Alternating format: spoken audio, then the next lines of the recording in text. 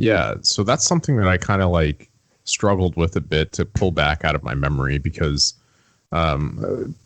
Apple and computers in general really didn't enter my life as predominantly as he did until I played games. Like usually PCs and my relationship with them had a direct correlation with video games.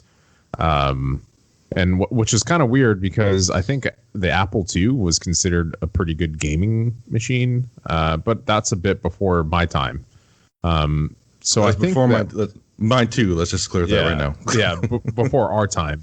Okay. So I think that my first introduction to like using actual like was Macintosh actually. Like I think my school actually had like my elementary school had old Macintoshes that we used to play on.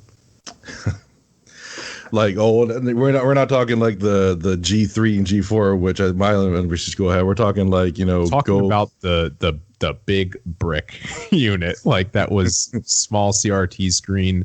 I'm trying to like in my memory, I remember playing like tanks and like other games that were similar like that on that particular machine. Although I could be incorrect. I believe that was the first one that had a GUI and also like graphical user interface that had like games on it too.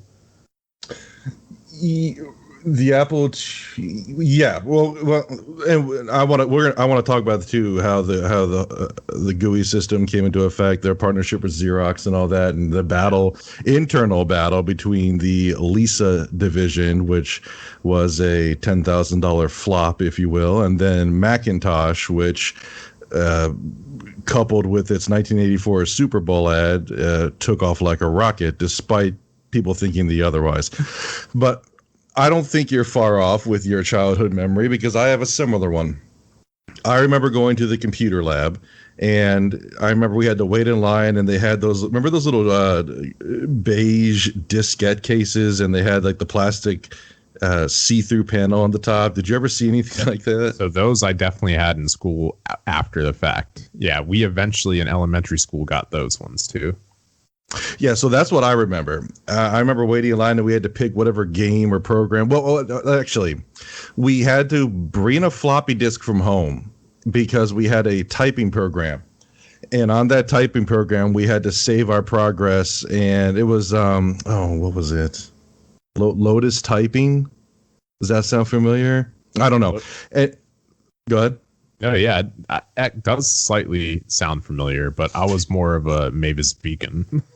Mavis Beacon. No, I'm sorry. I was thinking Lotus 1, 2, 3. I was thinking like Lotus 1. Yeah, that's like a spreadsheet program, I think. Yes, and that also has something to do with some of the stuff we were looking into for this podcast. But before we get there, I remember sitting down at an Apple computer, this all-in-one monstrosity of a piece of equipment, because at my home, in 1994, and we talked about it a little bit on the last podcast, but I suppose the context makes sense here.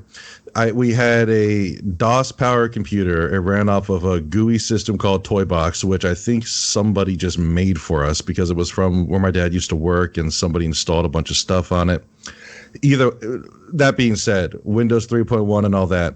But my very first experience using a computer that I thought was, wow, this is like beyond anything I've had a chance to work with, is when I first put in the Oregon Trail disk into the Apple standalone little thing, like how you were describing.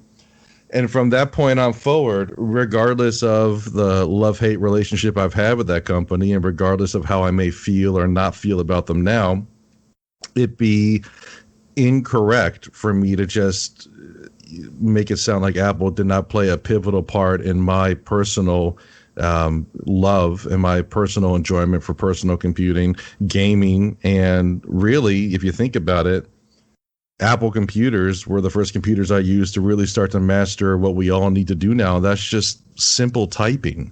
So, yeah, it goes way back for me. Yeah, but I definitely remember playing Oregon Trail on these machines too. Yeah, I mean, I remember my family died of dysentery consistently to the point where I actually now know exactly what that is. Go figure. Yep.